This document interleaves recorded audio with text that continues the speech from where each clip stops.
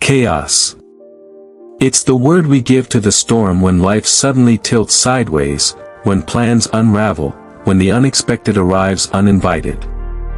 You've felt it before, the sudden rush of anxiety when your world seems to spin out of control. Maybe it's bad news at work, maybe it's the breakdown of a relationship, maybe it's a sudden loss, or simply the overwhelming noise of daily life. In those moments, the question that rises inside every human being is simple, yet heavy: how can I stay calm when everything around me feels like it's falling apart? The ancient Stoics knew this question well. Epictetus, the former slave who became one of history's greatest philosophers, devoted his life to answering it. He was not writing for kings or scholars alone. His wisdom was meant for ordinary men and women navigating lives full of uncertainty, pain, and disruption. And his answer remains as practical today as it was nearly 2,000 years ago. Epictetus taught that the root of our distress is not the chaos itself. It's not the loss, the insult, the accident, the storm. It is how we judge those events. Men are disturbed not by things, he said, but by the view which they take of them. This short sentence carries a radical truth: the chaos outside us cannot touch the calm within us, unless we give it permission. Think about this for a moment. A car cuts you off in traffic. Immediately, your body tightens, anger flares, perhaps words rise to your tongue. The event, the car swerving, is neutral. What ignites the chaos inside is your judgment: that driver disrespected me, endangered me, treated me unfairly. Your mind gives meaning, and then your emotions respond. Epictetus invites us to pause at this precise point, to challenge the automatic judgment, and in doing so, reclaim power over our own peace. Chaos, then, becomes not an external storm but an internal opportunity. Every disturbance is a chance to test the strength of your philosophy, to exercise control over what Epictetus calls the things that are up to us, our opinions, desires, aversions, and actions. Everything else, he tells us, is not up to us: wealth, reputation, the behavior of others, the outcome of our plans. To stake your calm on things outside your control is to invite endless suffering. To anchor your calm in what you can control is to become unshakable, no matter the storm. But how do we put this into practice? It begins with a shift in focus. Instead of obsessing over how to control the chaos outside, Stoicism teaches us to master the small space of freedom within, our response. Imagine chaos as a great fire raging around you. You cannot stop the flames, but you can choose whether you pour oil or water into your own heart. Calm is not denial of the fire. It is choosing not to let the fire consume you from within. Epictetus himself knew more chaos than most of us can imagine. Born into slavery, his early life was one of total lack of control. He endured cruelty, hardship, and injury. Yet instead of being broken, he learned the deepest truth: the body may be chained, but the mind remains free. That freedom, the inner citadel of calm, became the fortress from which he taught the world. We live in an age of endless noise, of constant notifications, of crises reported to us by the minute. It is easy to believe calm is impossible.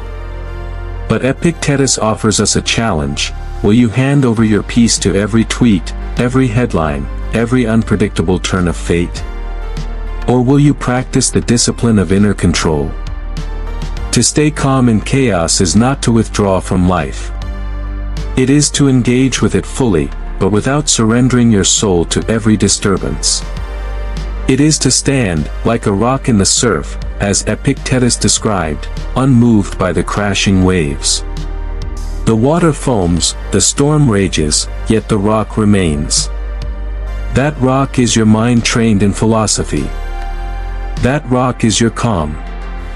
And when you begin to taste it, even in small moments, the pause before anger, the deep breath instead of panic, the gentle smile instead of despair, you realize calm is not a gift granted by fortune. It is a skill, cultivated by practice, sharpened by reflection, anchored by wisdom. Epictetus knew chaos would never vanish from human life. But he also knew that within each of us lies a power untouched by circumstance. The question is whether we will learn to use it. When we look closer at chaos, we notice something important. It almost always arises from unmet expectations. We expect health, but illness comes. We expect loyalty, but betrayal strikes. We expect comfort, but hardship appears. And in every case, the pain is not only from the event itself, but from the shock of its arrival, the gap between what we imagined life would be, and what life has chosen to give us. Epictetus was unflinching about this reality. He warned his students not to expect the world to bend itself to their wishes. "Do not seek for events to happen as you wish," he wrote, "but wish for events to happen as they do happen, and your life will go smoothly." At first, this advice sounds impossible, maybe even harsh. How could anyone wish for loss, for disappointment, for grief? But look closer, and you'll see his meaning. Peace lies not in controlling events, but in aligning your mind with reality as it is, rather than resisting it with endless shoulds and if-onlys. Consider a sailor at sea. The winds shift, the storm arrives. He does not control the weather. What he controls is his sail, his rudder, his own decisions. To scream at the sky would be madness. To accept the storm, and adjust his course with skill and composure, is wisdom. Life is the same. Calm comes not from demanding a calm world, but from becoming skillful at navigating a turbulent one. This is not to say Stoicism demands cold detachment or the absence of feeling. Epictetus never told his students to be stone. He acknowledged grief, acknowledged fear, acknowledged the natural pain of being human. But he taught that our higher faculty, our reason, gives us the power to decide how long we remain chained to those emotions. Feel them, yes. But do not be ruled by them. Imagine holding a hot coal. It burns, but you decide how long you keep it in your hand. Calm begins the moment you choose to let go. So how can we cultivate this calm in the middle of real chaos? Epictetus offers a practical exercise, one we can all use today. Each morning, before you step into the world, remind yourself, today you will meet people who are selfish, rude, ungrateful, even cruel. You will face interruptions, delays, perhaps even loss. And yet none of this is strange. None of this is new. It is the ordinary texture of human life. By anticipating chaos, we rob it of its power to shock us. Instead of thinking, "Why me?" we remind ourselves, "Of course me, I am a human among humans, living in a world of chance." This shift alone can dissolve much of the sting when chaos actually arrives. Epictetus also points us to the practice of distinguishing clearly between what is in our control and what is not. Think of your mind like a gatekeeper. Every time chaos knocks at the door, ask, "Is this mine to govern, or not?" If it is yours, your attitude, your effort, your words, your choices, then step up with courage and clarity. If it is not yours, the opinions of others, the twists of fortune, the weather, the past, then refuse to hand over your peace to it. Close the gate. This mental discipline, practiced daily, transforms chaos from an enemy into a teacher. In many ways, calm is the fruit of humility. It grows from recognizing the limits of your control, and the vastness of the universe beyond you. Think of the stars, burning for millions of years, indifferent to our fleeting concerns. Against that backdrop, does it make sense to rage because the train was late, or someone spoke harshly to us? Epictetus constantly reminded his students to keep the larger picture in mind. You are a small part of a greater whole. To fight that whole is madness. To harmonize with it is serenity. And yet, serenity is not passive. Calm does not mean inaction. In chaos, the Stoic does not sit idly by. He acts where he can, with wisdom and justice, but without attaching his soul to the outcome. This balance is the heart of Stoic calm, engaged in the world, but not enslaved by it. Imagine a doctor in an emergency. Patients arrive in pain, some can be saved, some cannot. The doctor does everything in her power, skillfully, compassionately, but she does not crumble because the world does not obey her will. She does her duty, and accepts what lies beyond it. This is Stoicism in action. Epictetus' teaching also reminds us of the profound link between calm and freedom. When you depend on external events for your peace, you are their slave. When you anchor your peace in your own judgments, you are free. Freedom is not found in changing the world, but in changing the way we see it. In this sense, calm is not just a survival strategy, it is liberation. Chaos will never vanish from human life. The Stoics knew that. But by shifting our expectations, by anticipating turbulence, by focusing only on what is ours to govern, we discover an island of calm within the storm. And that island, once found, becomes the foundation on which an unshakable life can be built.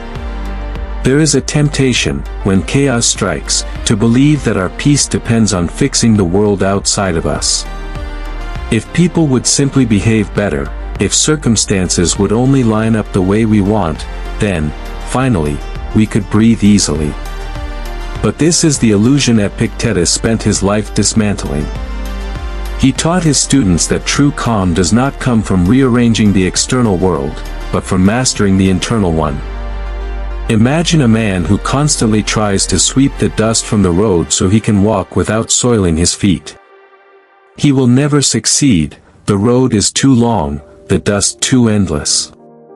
But if he puts on sandals, suddenly the road is no threat. Likewise, we cannot sweep the world of chaos, but we can protect our minds with the sandals of discipline and philosophy. This is why Epictetus emphasized daily practice. He was not content with abstract ideas. Philosophy, to him, was not about debating in classrooms but about training the soul. Each day, we face tests, minor annoyances, sharp words, unexpected setbacks. Most people see these as interruptions. But to the Stoic, they are opportunities to practice. Each insult is a chance to master anger. Each delay is a chance to master impatience. Each hardship is a chance to master despair. The world, in all its chaos, becomes your training ground. Consider how different this makes life feel. Instead of asking, "Why is this happening to me?" you begin asking, "What strength is life inviting me to build right now?" The traffic jam becomes an exercise in patience. The criticism becomes an exercise in humility. The loss becomes an exercise in courage. And slowly, you shift from being a victim of chaos to being its student. This transformation is subtle but powerful, it is the essence of Stoic calm. Epictetus often reminded his listeners that philosophy is preparation. Just as athletes train before the contest, so too must we train our minds before the storm. If you wait until the chaos is upon you to decide how to respond, you will already be overwhelmed.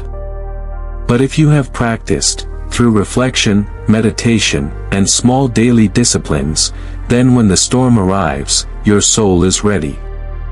Take the practice of negative visualization. It may sound bleak, but it is deeply freeing. Each day, imagine briefly that you may lose what you love, your health, your job, your possessions, even the people dearest to you. This is not to wallow in fear, but to strengthen gratitude and resilience. By rehearsing loss in your mind, you loosen its grip. So when real loss comes, as it inevitably will, you are not shattered. You have already trained your heart to face it with courage. Calm in chaos is also nourished by detachment from outcomes. Epictetus taught that we must do our duty with excellence, but surrender the results. Picture an archer. He trains his aim, pulls the bow with steady hands, releases with focus. That is within his control. But once the arrow flies, wind and chance may carry it off course. If he ties his piece to the target, he suffers endlessly. If he ties his piece to the quality of his aim, he remains calm, whatever the outcome. In your own life, ask yourself, are you clinging to results you cannot govern? Or are you anchoring your peace in the integrity of your effort? Another exercise Epictetus urged was self-examination. At the end of each day, pause and reflect, where did chaos unsettle me today? Did I react with anger, fear, or despair? Could I have chosen differently? This reflection, done gently but honestly, becomes a mirror. Over time, you see your progress. You begin to notice moments where once you would have erupted, but now you remain steady. Small victories, stacked daily, build a fortress of calm that no chaos can easily breach. And let us not forget the role of community. Epictetus himself was once a slave. He knew suffering intimately, yet he built a life of wisdom surrounded by students who sought the same. Calm is cultivated in solitude, yes, but it is strengthened in company. When you walk among others who value wisdom over impulse, who practice composure over panic, their presence shapes you. Choose your companions wisely. Chaos is contagious, but so is calm.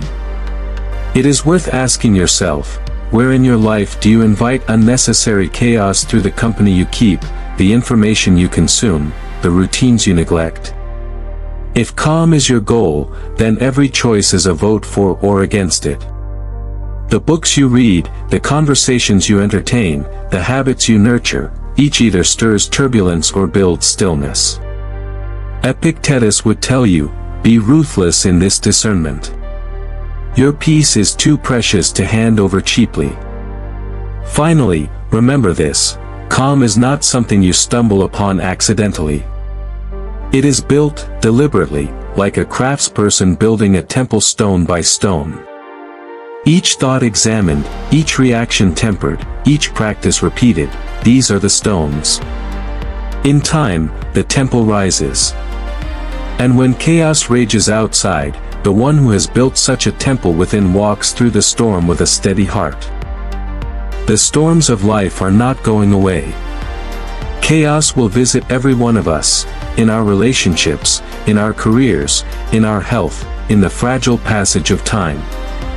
The Stoics never promised a world free from turmoil. What they promised instead was something far more enduring, the ability to remain unshaken even when the world itself trembles. Epictetus' life is proof of this. Born into slavery, crippled by a cruel master, stripped of control over his own body, and yet, he became one of history's greatest teachers of inner freedom. If anyone had reason to despair, to rage, to crumble under the weight of chaos, it was him. But instead, he discovered a deeper truth, that no one, not even the harshest tyrant or the most violent storm, could touch the peace that lives in a disciplined soul. When you remember this, chaos loses much of its sting. It becomes not a curse but a challenge, not an enemy but a test. Every difficult day is an invitation. Will you react like the world expects, with anger, panic, or despair? Or will you rise above, as Epictetus did, steady and unbroken? Calm is not weakness. Calm is power. It is the refusal to let external storms dictate the weather inside your mind. Think of a lighthouse on a rocky shore. The waves crash, the winds howl, but the light remains steady, guiding others through the darkness. That is the image of the Stoic calm, not untouched by the storm, but unextinguished within it. You, too, can become such a light. And in a chaotic world, perhaps nothing is more needed. But how do you begin? Start small. Pause before you react. Ask yourself, is this within my control, or not? If it is, act wisely. If it is not, release it. Practice gratitude each morning for the things you still have. Visualize life's impermanence, not to darken your heart, but to brighten your appreciation. Surround yourself with people and practices that nourish your peace rather than steal it. These small acts, repeated daily, shape you. They are the building blocks of calm in chaos. Remember Epictetus' simple but profound teaching: no man is free who is not master of himself. Freedom, calm, serenity, they are not granted by the world, but cultivated within you. This is the gift of Stoic philosophy. And once you learn to carry it, chaos no longer controls you. Instead, it becomes the fire that tempers your soul into something stronger, something unshakable. So the next time the world feels like it's falling apart, breathe deeply. Step back. Ask yourself what truly belongs to you in this moment. And then act with courage, clarity, and compassion. In doing so, you embody the wisdom of Epictetus, and you discover a peace the world cannot take away. Thank you for walking this path with me today. If this reflection helped you see chaos in a new light, subscribe to The Thinking Path for weekly wisdom drawn from philosophy's greatest minds. Share your thoughts below.